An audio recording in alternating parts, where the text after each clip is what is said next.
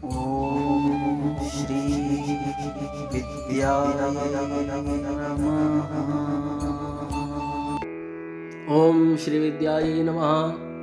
2022 वर्ष में कार्तिक पूर्णिमा पर चंद्र ग्रहण का साया पड़ने जा रहा है, इसीलिए किस तारीख में मनाई जाएगी देव दीपावली।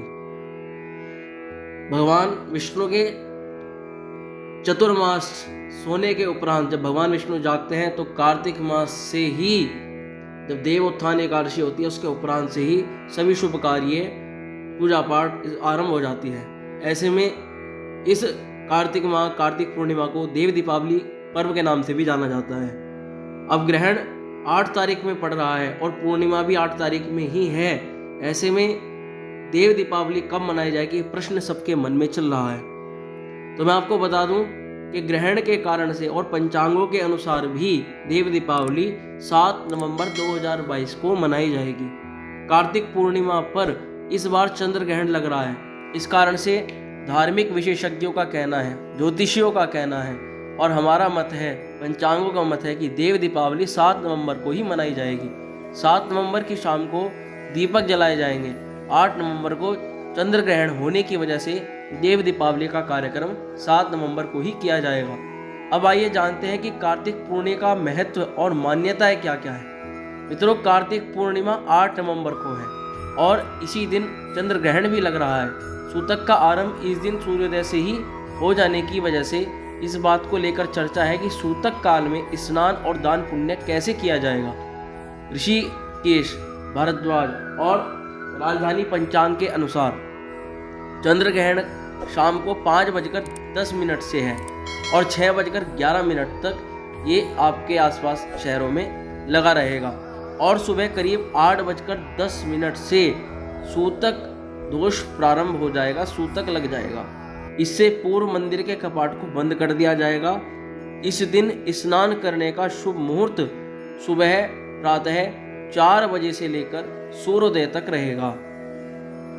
यहाँ पर किसी भी प्रकार से ऐसी चिंता करने वाली बात नहीं है कि सुबह 4 बजे सूर्योदय तक ही रहेगा। ये हमने एक विशेष मुहूर्त बताया कि इस दिन ब्रह्म मुहूर्त का जो स्नान है वह महान पुण्य को देने वाला है, इसलिए सुबह 4 बजे से सूर्योदय तक करें। वैसे पूरा दिन स्नान किया जा सकता है, पूरे दिन स्नान करने में भी कोई समस्या नहीं है, परंतु जिसको विशेष काल, विशेष समय और शुभ मुहूर्त की जानकारी चाहिए उनको मैंने बता दिया कि इस दिन सुबह प्रातः 4 बजे से सूर्योदय तक का जो समय है वह स्नान के लिए सबसे ज़्यादा उत्तम है, सबसे ज़्यादा बेस्ट है।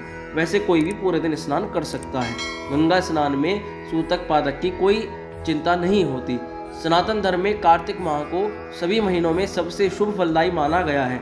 इस माह पड़ने वाले कार्तिक पूर्णिमा पर स्नान के लिए पवित्र नदियों के तट पर लाखों की भीड़ उमड़ती है। इस साल कार्तिक पूर्णिमा स्नान 8 नवंबर को है, यानी कि जो कार्तिक की पूर्णिमा है वह 8 नवंबर को है और 8 नवंबर को स्नान किया जाएगा। आइए कार्तिक पूर्णिमा का महत्व और मान्यताएं जानते हैं। कार्तिक माह में भगवान विष्णु ने लिया था मत्स्य अवतार। कार्तिक का महीना भगवान विष्णु का अत्यंत प्रिय महीना है। मान्यता है कि कार्तिक माह में भगवान विष्णु ने मत्स्य अवतार लिया था। साल में कुल 12 पूर्णिमा होती है, इनमें कार्तिक माह की पूर्णिमा का विशेष महत्व है। पूर्णिमा को देव दीपावली के नाम से भी जाना जाता है। कार्तिक पूर्णिमा के दिन जो व्यक्ति किसी पवित्र नदी में स्नान और दान पुण्य करता है तो उसे इस पूरे महीने की गई पूजा पाठ के बराबर फल मिलता है। धार्मिक मान्यता के अनुसार पूर्णिमा के दिन व्रत और पूजन करके बछड़ा दान करने से शिव तत्व और शिवलोक की प्राप्ति होती है। कार्तिक पूर्णिमा का महत्व जितना शैव मत में है उतना ही वैष्णवों में भी कहा गया है। भगवान विष्णु के 10 अवतारों में पहला अवतार मत्स्य अवतार माना जाता है। धार्मिक मान्यता है कि भगवान विष्णु ने प्रलय काल में वेदों की रक्षा के लिए मत्स्य रूप धारण किया था। नारायण के पहले अवतार कार्तिक पूर्णिमा के दिन होने की वजह से वैष्णव मत में इसका विशेष महत्व हो जाता है। मान्यता यह भी है कि कार्तिक माह में नारायण मत्स्य रूप में जल में विराजमान रहते हैं और इसी दिन मत्स्य अवतार को त्याग कर वापस बैकुंठ धाम चले जाते हैं। भगवान शिव को मिला था नया नाम। शैव मत को मानने वाले भी कार्तिक पूर्णिमा को अधिक महत्वपूर्ण इसलिए मानते हैं क्योंकि ऐसी मान्यता है कि इसी दिन भगवान शिव को एक नया नाम त्रिपुरारी भी मिला था।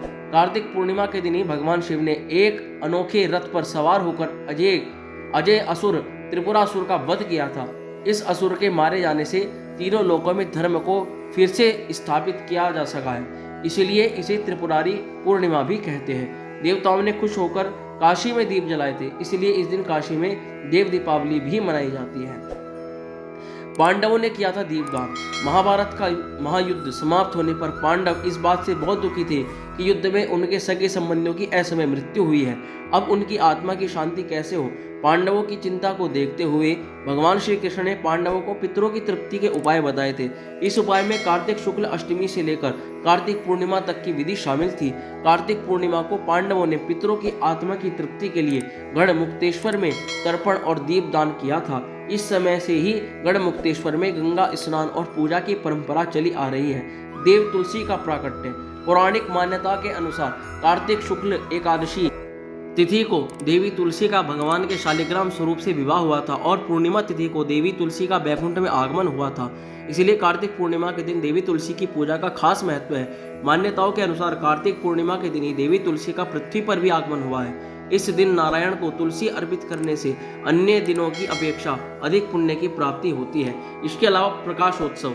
सिख धर्म में भी कार्तिक पूर्णिमा का विशेष महत्व है। सिख धर्म के प्रथम गुरु बाबा नानक देव जी का जन्म भी कार्तिक पूर्णिमा के दिन हुआ था।